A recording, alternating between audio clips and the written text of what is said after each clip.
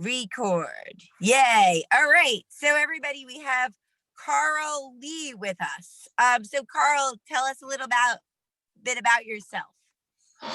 Well, I have an interesting background. Started off as a dentist, graduated out of Tufts Dental School in 1982. And I thought forever I was going to be stay in that profession, that career as a dentist. And didn't turn out that way. One day I was talking to one of my patients with a t-shirt on, and it said geriatrics. And I said, what is that? It was just kind of a bizarre phrase.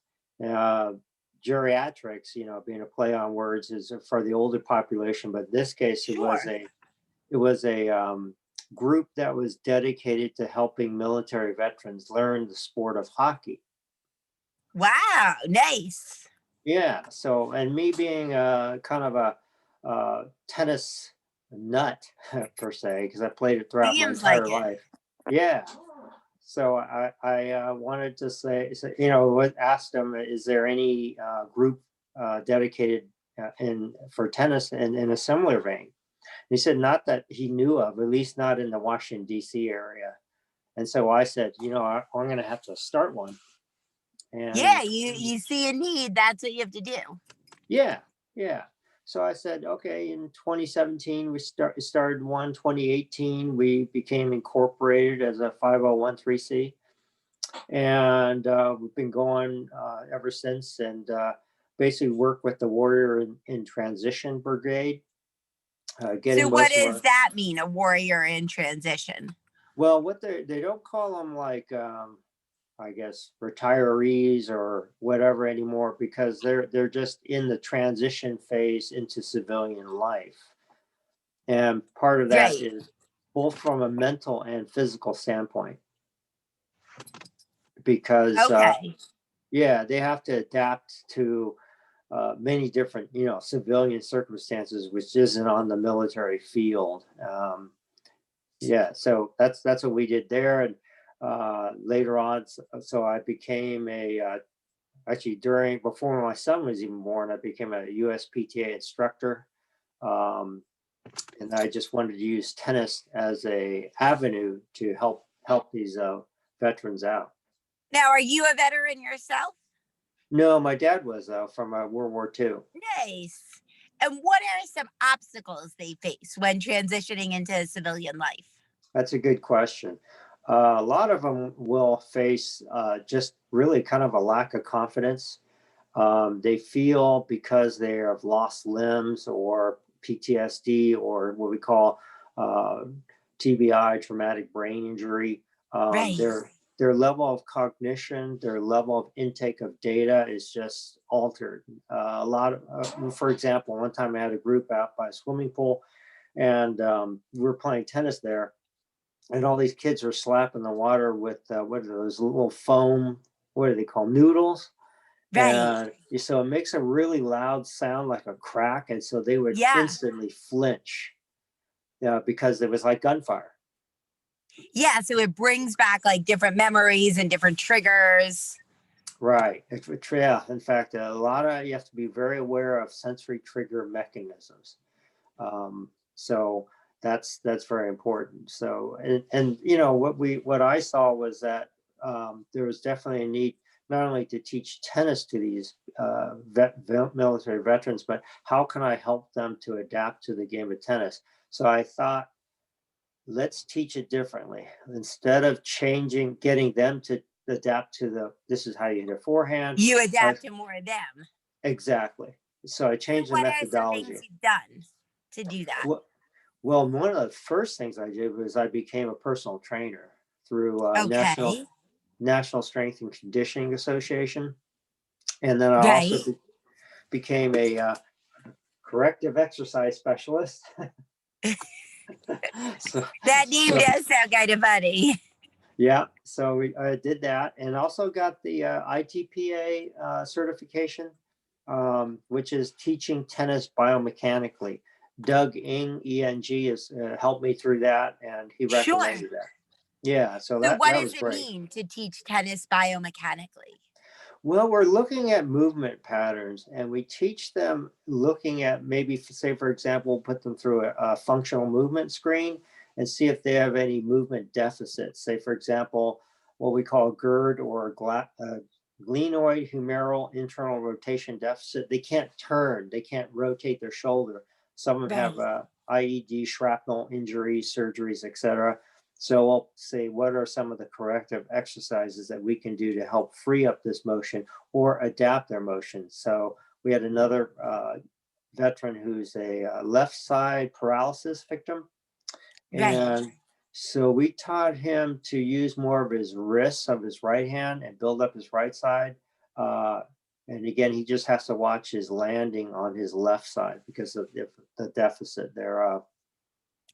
Yeah, it sounds like it's very important to understand their, challenges mechanically when showing the tennis rather than just expecting them to complete certain things. Absolutely, absolutely. And we're constantly having to either advance or regress certain drills. We usually will start out with some mechanical situations training, and then we'll eventually progress into more competitive play. Okay. And what have been some success stories you've had with this? Well, one of our players came in as Damien Wright. He was a Marine, served 3 stints in Afghanistan and one in Kuwait and one in Hokkaido, Japan. Right. Um, Before all this, he was actually a very good national ranked tennis player. He actually made it to the quarterfinals of the U.S. Open. Uh, Before he served in the military. before. So that was his last match was at the U.S. Open, right up in your area. What is that? Wow. In Queens? Flushing. Yeah. Yeah. I live like now 15 minutes away from there, Oh, actually. okay. Yeah. Yeah. Some great restaurants there in Chinatown. Definitely. Yeah, that's right by Chinatown. Chinatown's Yeah. right near the US Open. Yeah. So actually, so after Damien came back, he was training for some missions in North Carolina, Fort Geiger, and he was doing a night hike, full rucksack, full military outfit, and he fell into a hole and shattered his heel bone. It never fully healed, and so he had to have his, I think it's his right leg amputated, and so he had to learn, maybe it was the left leg, so he had to learn when to serve, he's a right-hander, how to land again onto that left leg and trust that swing path, especially on the forehand. He has a hell of a forehand, and we went from a two-handed backhand to a one-handed for increased reach. um, Right.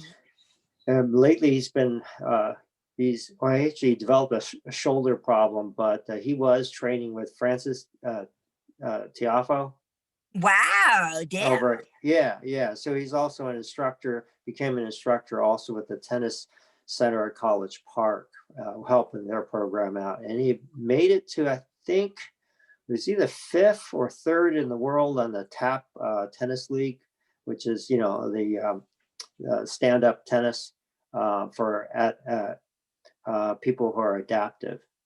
Oh, wow. So they've got a Yeah. way these people can all compete with each other. Exactly. And he was selected for the well, unfortunately, the 2020 Paralympic team before That COVID. didn't kind of happen, but Yeah, that was a problem. so that's a major success story you've had if he's been one of the students of your program. Yes. So I can imagine like a program like yours, it requires some kind of grants and funding. And how did you go about that? Well, that's a very good question. Very initially, it was just me and my savings and just try to, getting that off the ground. So um, I I've actually applied for one of the PPP grants, and that helped me out. Um, That what you mean with COVID, the payment right. protection or whatever? Yeah. Exactly.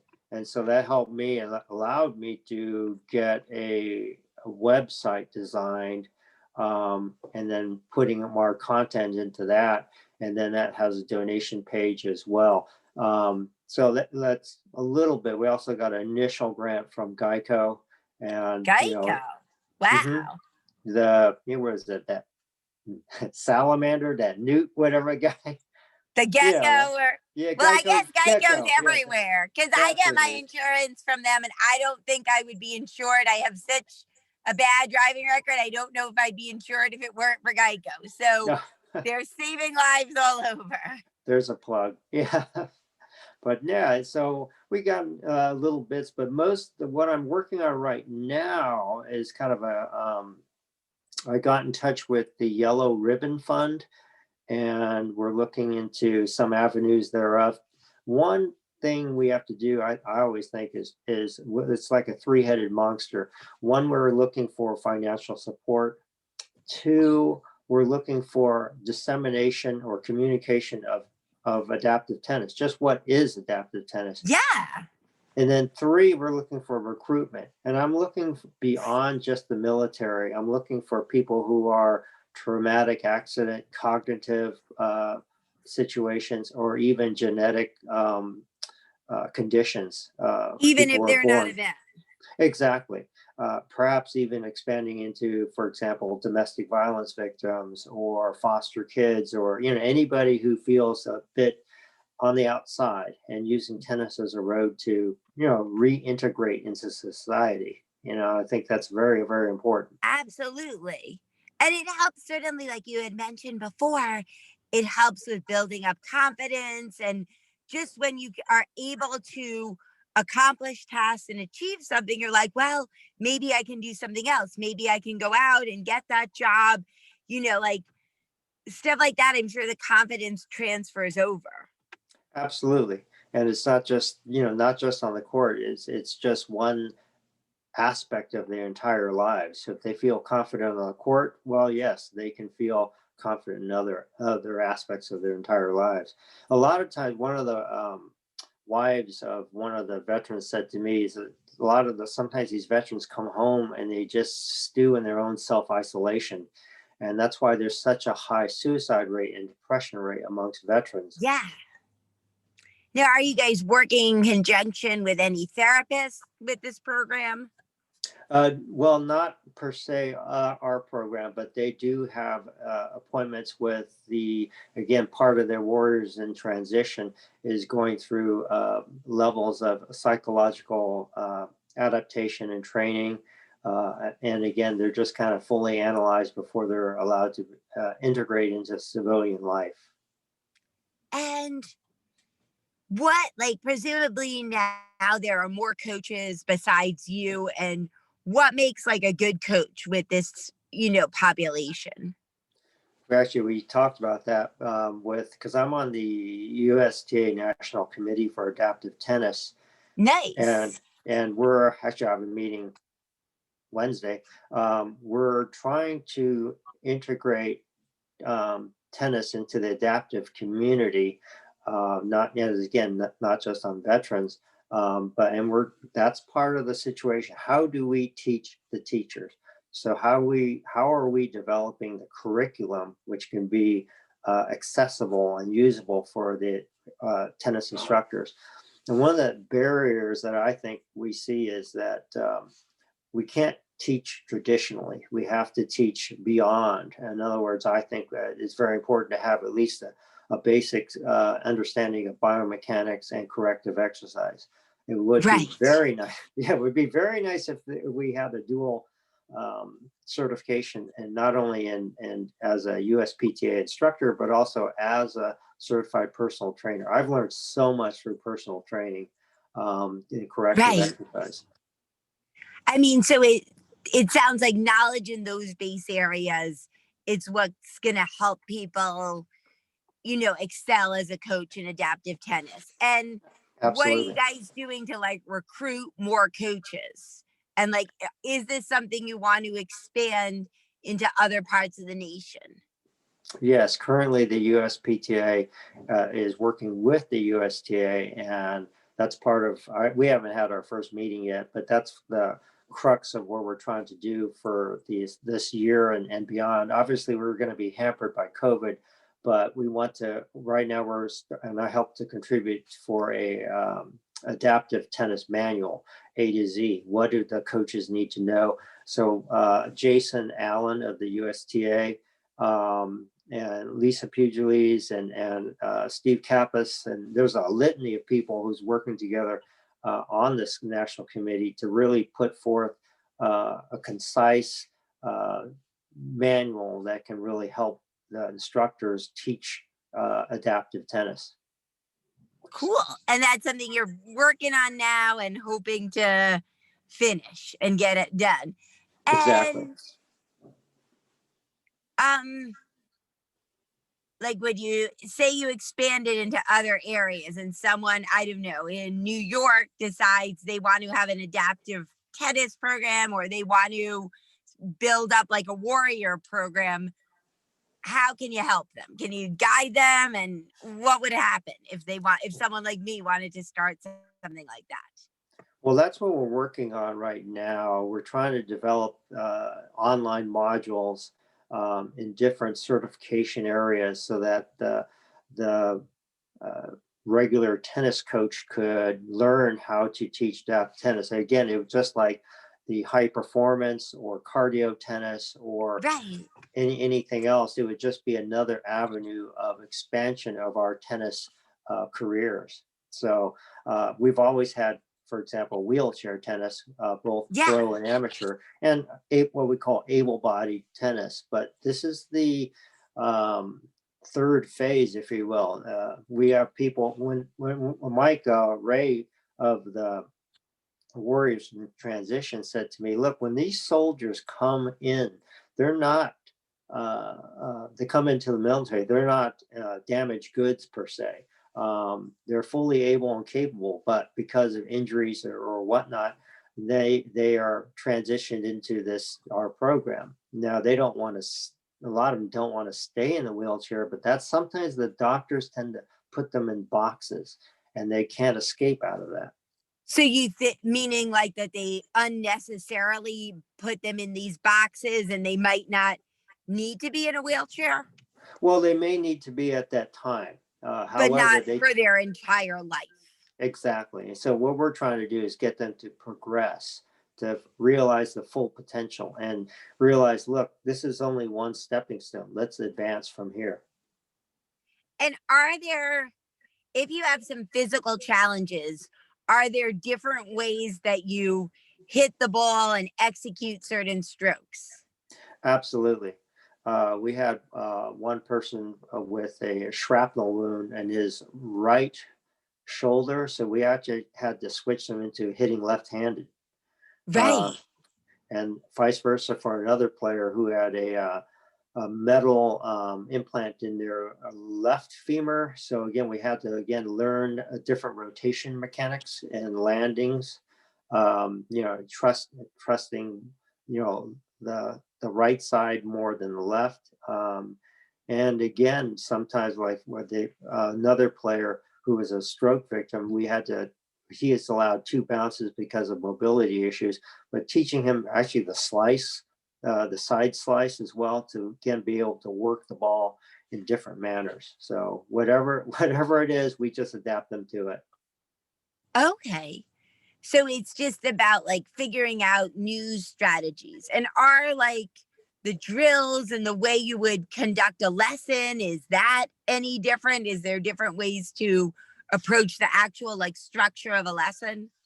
Absolutely. So what I have to do is I generally assess each individual individually. So what is there certain physical parameters, mental cognition parameters? Is there something that I have to understand before I even train them?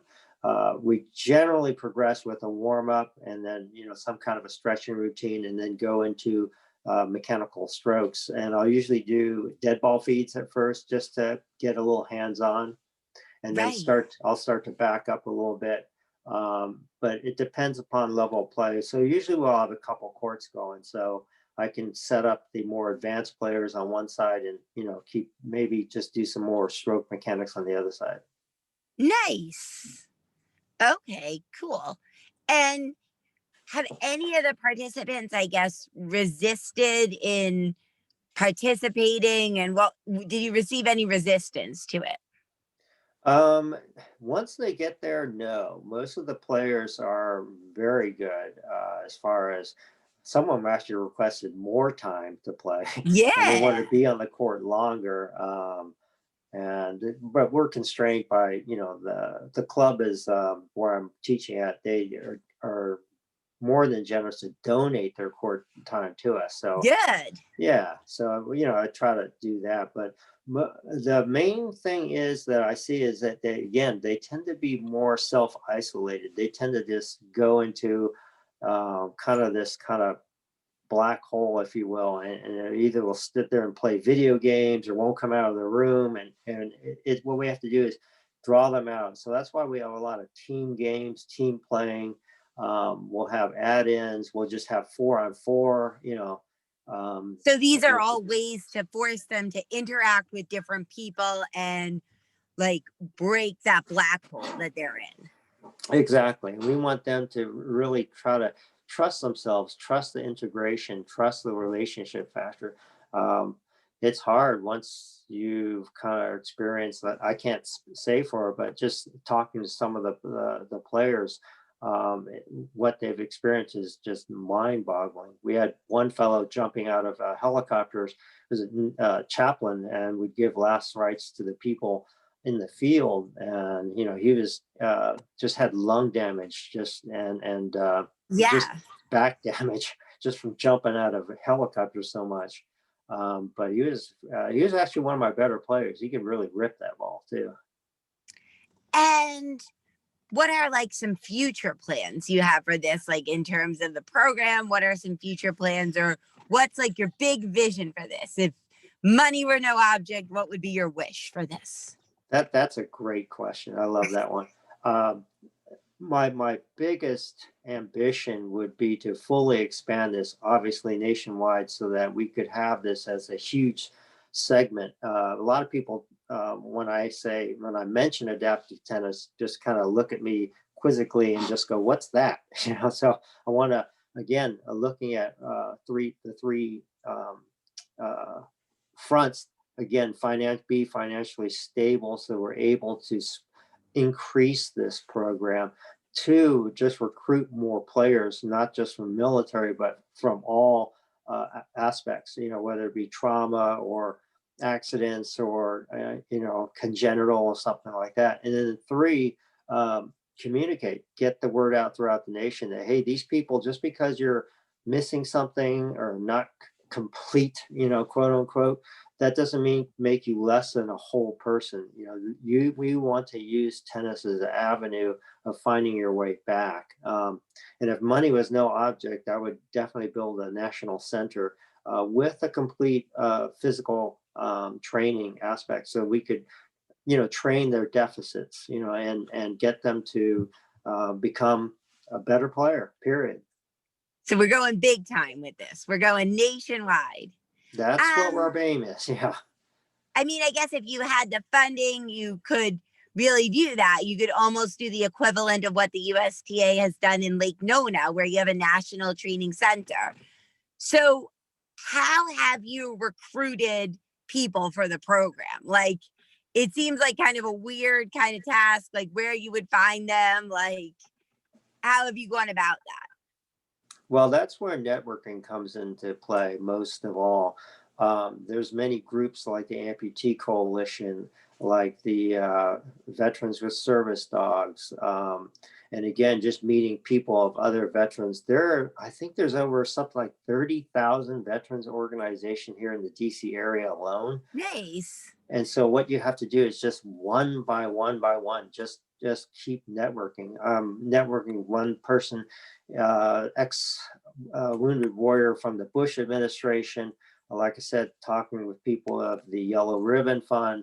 You can't be deterred by any obstacle or limits. I mean, these people, my players are, I mean, they have such a different attitude from the quote unquote ordinary student. When I tell them let's get out there, they get out there and they hit as hard as they can, or play as like this is part of their lives, and I want them to Right. feel that as well. Great. I mean, it's true that tennis becomes a big part of your life, and it's become a big part of my life. I'll connect you as well. I have a friend who worked with vets more in the art spectrum. Hmm. So I should connect you guys because he may have some insights on that. Let me see what That'd else. be great. Yeah, because if you guys can connect, maybe he can share like some different, things he felt found helpful with working with vets. He's actually a social worker. He works now in like a psych emergency, but his goal, I think, was to eventually work as a social worker with vets. So we'll see how that goes. But what are some ways working with this has changed you? Oh, that's another good question. It's interesting because I work at Chevy Chase Country Club, and there Right. isn't a more privileged area than that. I mean, we That's where have. you teach tennis to everybody, to everyday people. You teach at Chevy Chase Country Club. Yeah, but it's let's put it this way, it's a rarefied atmosphere there. We have Sure. 17 clay courts, 4 indoor courts. They have a full size hockey rink, bowling alley, the whole 9 yards. Wow. Yeah, and again, I won't name drop because it's not allowed, but there are some very high profile people, Big very name high. people are members there. Oh yeah, and it's different where we have people who in the adaptive tennis where I teach as well. It's such a contrast in terms of they just try, and that's the biggest difference is that they try whatever I tell them to. So I feel very rewarded in that these people have given so much of their lives. I can at least help them find a way back. And actually, it's nice because sometimes we'll hang out with them afterwards and just go to lunch and just talk and just it's nice for them to have an avenue where they can decompress. And it's also nice as an instructor to feel appreciated and that my efforts are Right. duly rewarded. Yeah, because I think you can see more the tangible effects of your teaching. And Absolutely. so you took an unusual path where you were a dentist Yeah. and then you suddenly became a tennis pro. So, I mean, in a way, you're drilling teeth and then you're drilling the ball, I guess. Yeah. But Well, it's a big change, though. So, what yes. made you make that big change? It's that's another good question too because I think sometimes we always see ourselves one way and we always see Yes. ourselves in our job is defining us, and I've always looked at it the other way around in that I'm multifaceted and I just happen to be doing this one thing which I like to do. And um, I always envision, oh, I was going to be this, I was going to be that, but really, we're several phases and several aspects of everything, and we use everything in all of our lives. So whether I'm a personal trainer or a dentist or a tennis instructor or an artist or a poet or whatever, I'm just I want to just grow, and that's the main thing is Right. just keep growing. And certainly that's what adaptive tennis has taught me too. Just keep growing, keep knowing. Okay. So, that's kind of what motivated. I mean, in a way, if we do the same kind of job our whole life or our whole working life, after a while you don't grow because you're using only the same skill set. So your brain really doesn't expand. If all you ever do is the same procedures every day for 30 years or whatever you work, how are you really expanding your mind? Because if you do the same thing every day for 30 years. So in a way, it's true that a job is only like a facet of you. It's not all of who you are, and there's always different things we can do. That's very well put. Because yeah, the job is only, it doesn't define us. It's not who we actually are. Who we are is sometimes just this huge amalgam of stuff, of our actions, our beliefs, our will, our motivations, just what we're trying to do. So I Cool. just, I always thought, I just want to keep growing, keep knowing, and keep expanding. Sure. And you mentioned like poetry, I think. Can Hmm. you use poetry at all in the adaptive tennis? Well, sometimes maybe as post motivation, but I just try to get them to, uh, no matter what, just strive beyond where you are, whether you exist in a wheelchair or exist in a mental cubicle. You've got to think beyond. Again, strive beyond where you are now. Right. Um, accept where you are and use it as a foundation, but let's try to get beyond. Cool. And I think so. Your son is like a highly ranked tennis player, I think, right? And Yeah, he's playing for one of the top schools in the country at Whitman College. that's Has right. that at all influenced what you do? And what have you learned from that? And has that all influenced the growth of the program?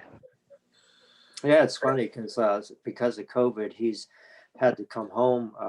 What was it, last March, I believe, and Right. so he was home actually helping out with the program, and he would help train the vets as well. And I would use his skills because they ended up something like number 8 in the nation, I think, D3s, and just showing them what a serve could be, how they're able to, keep their balance, the foundation between the legs, what a proper, ground stroke would look like, volley techniques. And so he's actually, he would be on court with me training the vets and working out with them as well. And so, that helped me just to say, okay, this is what we should be doing. This is what our level we could be striving for. And, let's work for that. So he was good to like demonstrate, and people can really see, okay, this is what we're going to strive for here. Yes, absolutely. Yeah, it's always good for people to have like that kind of inspiration and look what's out there. Like it definitely helps. Yeah. So the program now, it's currently just you and he was helping out, or are there a few other instructors? Like how big is the program now?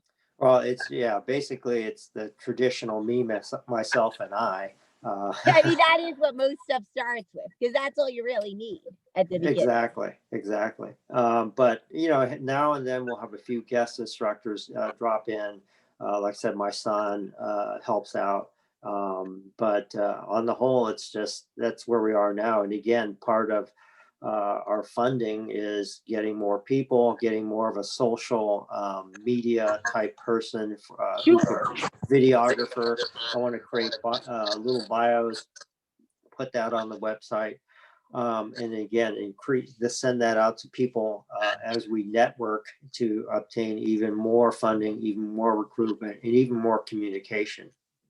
I mean, I think the social media presence is really important and that people are consistently on social media showcasing what they do because that's what, the world has become, where that's where everyone is. So that's where more people would learn about you. Yes, and I think that's the way we can disseminate more of the information. Actually, the local Fox News covered us as well. I'll have to send you that video clip. Nice. That would be Yeah. great. Wow. So how did they find out about you? Because you've got a Well, good secret there. Because again, I again, sure as hell would love a major news station to cover me. well, Chevy Chase, again, like I said, they have many members, and one of those members was a Fox News reporter. And so I mentioned to Ah, her about, this is how it all works. I mentioned to her about the program and what we're doing. She said, "Oh, that sounds great. I'd love to tie that in with Veterans Day." And that's what we did. And so they came out on a fall day and filmed us. And I'll send you the clip later. And you can see, whoa. yeah, Army Care Program also interviewed us. So we're starting to get a little uptick. But again, you just got to keep at it. I mean, I think that's true with a lot of things that even when you get discouraged, you still have to keep at it. And remember Mhm. the room, like, wasn't built in a day and everybody has to start from somewhere. Like, Absolutely. I heard Bullet Terry, he had what? One court and a motel or something, and now he's a big empire. Yeah. Look at Nick. look at, I mean, whether you like the guy or not as a coach, I mean, lots of stuff starts from small. Exactly. And like you just have to just believe in the purpose, believe in why you're doing it, believe in the core values of what's happening, Right. and don't let anything deter you otherwise. Sure. I mean, that's got to be a big thing, that you really got to believe in it, and know like what your mission is and what impact you're having. Like, even teaching tennis, like sometimes some days are harder than others. I mean, the logistics of arranging lessons, and this one can't do this day, this one can't do that day. They Oh can't do yeah, this. This instructor only wants to work if they're paid $80 an hour. Like, it seems like it's one thing after another, and there's traffic delays, but you don't realize how much of an impact you make in like a kid's life. That might be the only thing that's a highlight of a kid's day, and the rest of the day they're not happy. So you always have to remember that, even when all these obstacles come in your face. absolutely.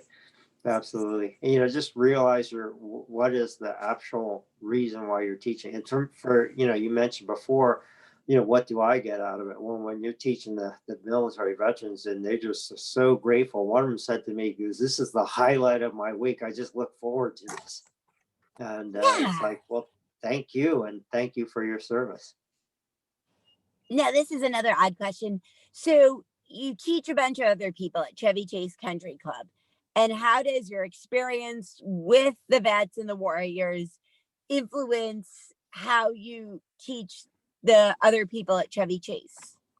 Well, I think, looking at how we adapt our tennis teaching to different people and different individuals.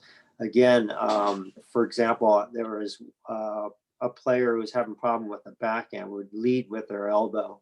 And so I had them just throw a frisbee. And again, just demonstrate throwing a frisbee, how you have Yeah. to release, uncoil, starting with your ground generated power, and we would just repeatedly throw that frisbee until his backhand actually straightened itself out. Right.